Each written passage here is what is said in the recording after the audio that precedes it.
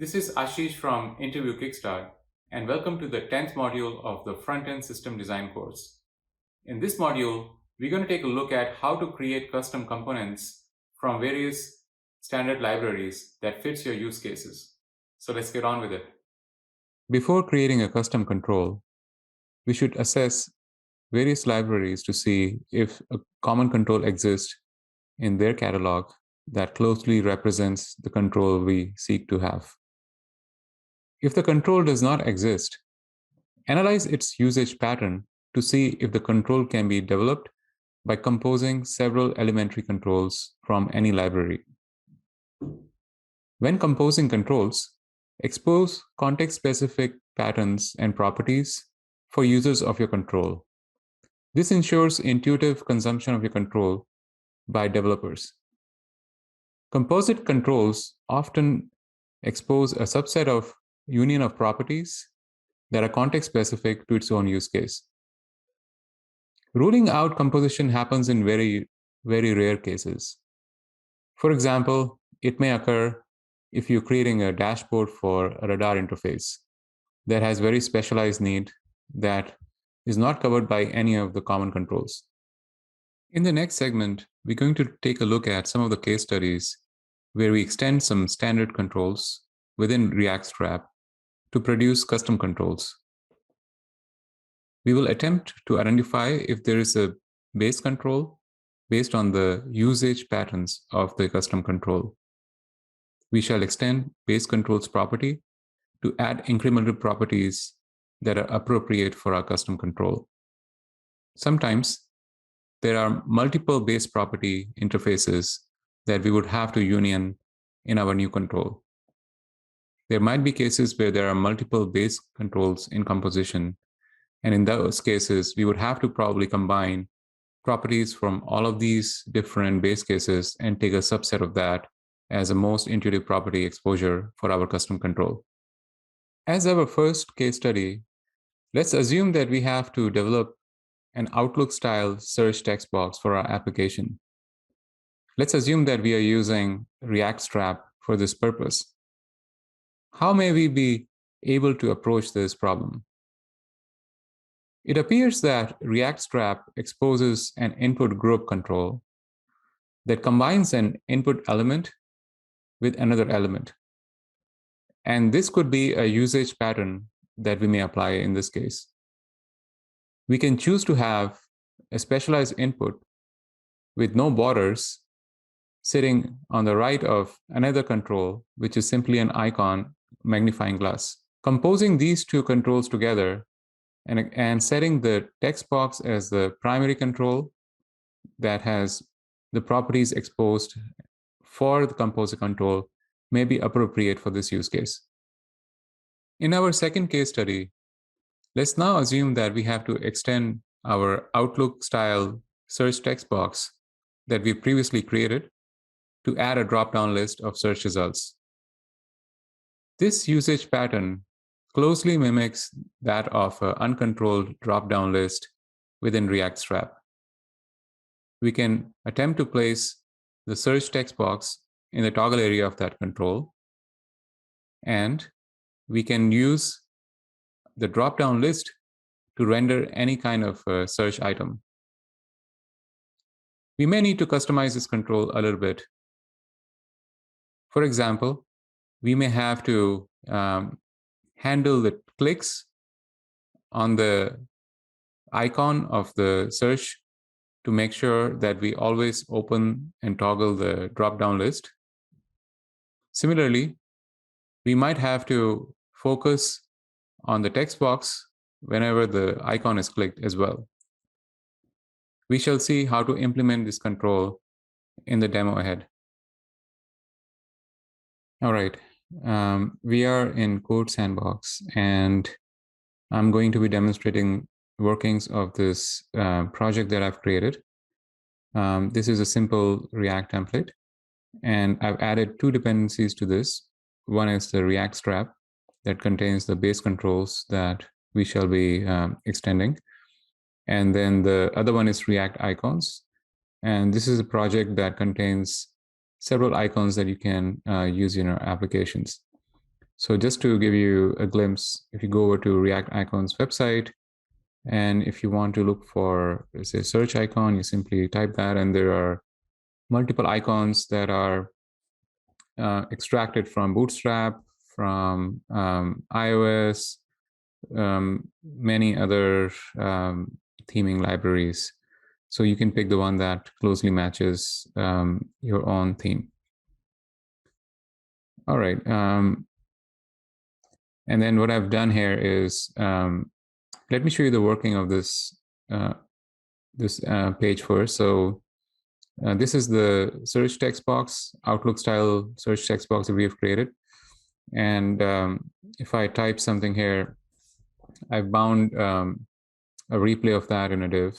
And the second control is extending this further and making it a search dropdown such that you can pick items from the list. All right, so let's start with looking at how we've applied these two controls in our main page. So this is the index.js, and we can see that app is our main control. And within app, I've provided the search text box.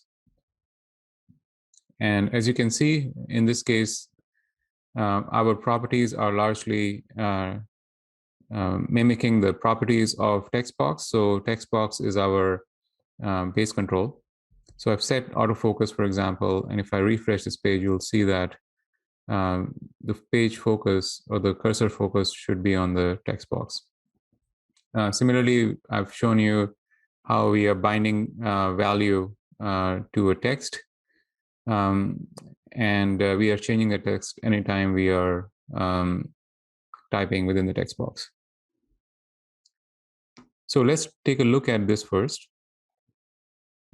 This search text box is composed of an input group. So if you head over to React Strap and you look at input group, you will see that you can create interfaces like this where you have an icon on the left or the right, and then you can have a text box to the right of it.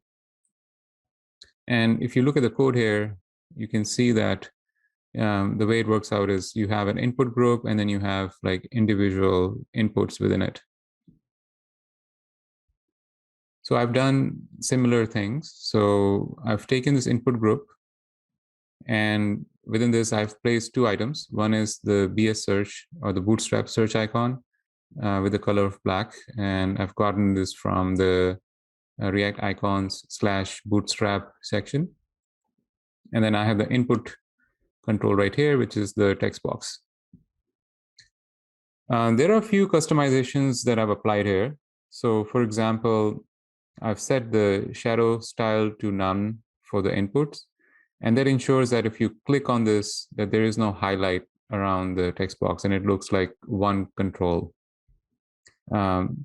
Similarly, I wanted to make a change such that if I click on this icon or anywhere on this input group, that the focus gets reset onto the text box.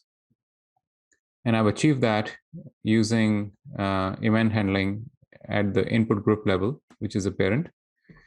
And in order to get the reference of the text box, I've defined this text box ref as a reference from the use ref hook.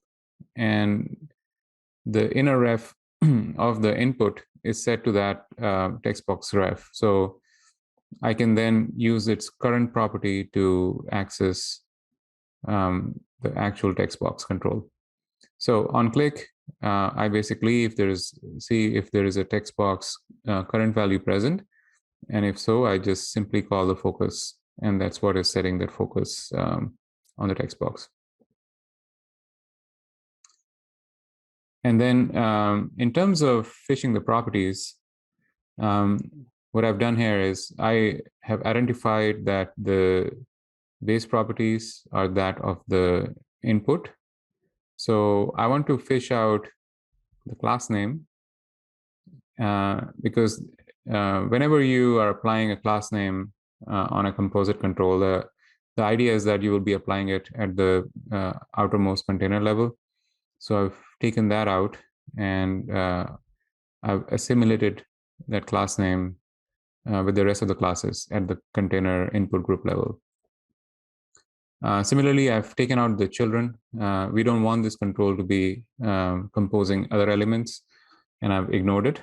And then the other properties, such as the autofocus, the value assignment, and the onChange event handler, those are all input properties. So I've applied them directly on the input, right? The idea is we need a list, but the toggle section of the list needs to be a searchable dropdown. So for this control, the usage pattern is that of a dropdown list. And since I want a default dropdown behavior, I've chosen to use an uncontrolled dropdown. That basically is very intuitive. You click on something and in the toggle area and it drops down the list, and so forth. So the way you basically use it is you have a drop-down list, and you have a toggle area, and then you have a drop-down menu area where you place your menu items, right? So I've used a similar technique to form my component. So if you look at the searchable dropdown,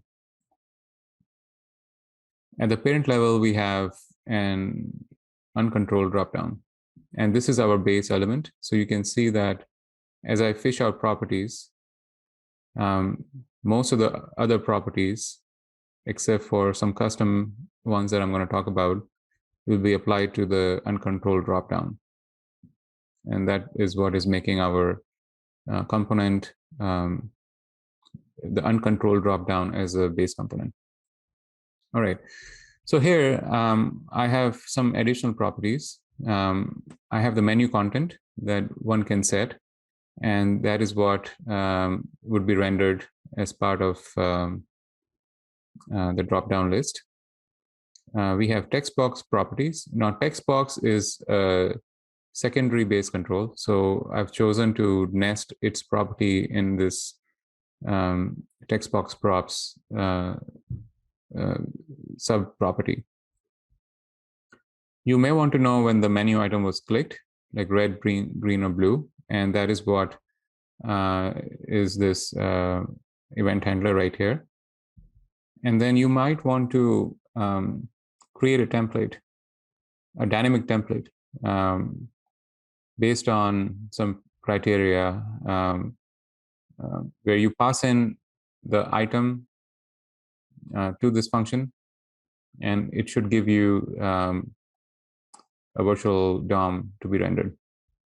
So for example, we have these colors, and we've chosen that the text box in each drop-down item would be representing the same color as the text. So this could be our template, a generic template that says, read the data, and whatever the data value is, color the component in the same foreground color. All right, so let's take a look at how we have fished this property here. So I've talked about the other property. The drop-down toggle is this area right here where we have put the search text box. So as you can see, search text box is the only content within that area, and we have applied the text box props to the search text box. Right. I've used some standard utility classes on the drop-down toggle, and these are like very basic, repurposable, and reusable general purpose classes. For example, W-100 means use the width of 100%. D/flex means display flex. Align item center means align these items in a flex layout matching their centers. P0 means don't use any padding, and border-0 means don't use any border. So this ensures that the search text box, it doesn't have any border and so on, and this border outside is the default border for for the uncontrolled dropdown. Right, and in the drop-down menu, I've used some utility classes, again, setting the width to 100 and rounded to be 0, which means that I want sharp corners in this drop-down list. And then I go over the menu content, and I map it, and I create a drop-down item, which is, again, a React strap component. And on clicking of this, I essentially call the on menu item clicked event, passing the item that was clicked. This item is a data item. It's not the visual. To form the visual, we use this template. And if the template is provided, we render the visual by creating virtual DOM, right?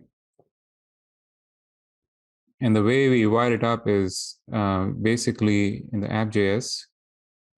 So here is my data, red, green, and blue. I've passed that colors as the data of the menu dropdown. In the template, this is where I create the actual dropdown item content. And I create a div. I set the color to be the item's value. And then I present the item's value as text, right? And then on the menu item clicked, we're console logging it. So you can see down here, if I click on blue, it will say blue and so on. And once we click it, we see that the box collapses, and that's the beauty of using standard controls and doing composition. So hopefully this was a useful example to understand how to extend the common controls using UI control libraries and craft custom controls that meet the requirements of a use case. At the end of this module, hopefully you will have understanding on how to create your own custom components using some of the primitive components that are available within React, as well as component libraries out there. Until then, this is Ashish from Interview Kickstart. Want to become a software engineer at Google? You can, like thousands of our students. You just need to learn from those who've already cleared FANG interviews. At Interview Kickstart, our interview prep courses are developed and taught live by 150 plus instructors from Tier 1 companies like Google and Facebook. Our courses are tailored to help you crack software engineering domain interviews, including back-end, full stack, machine learning, embedded systems, data science, and more. To learn more, book your free webinar slot today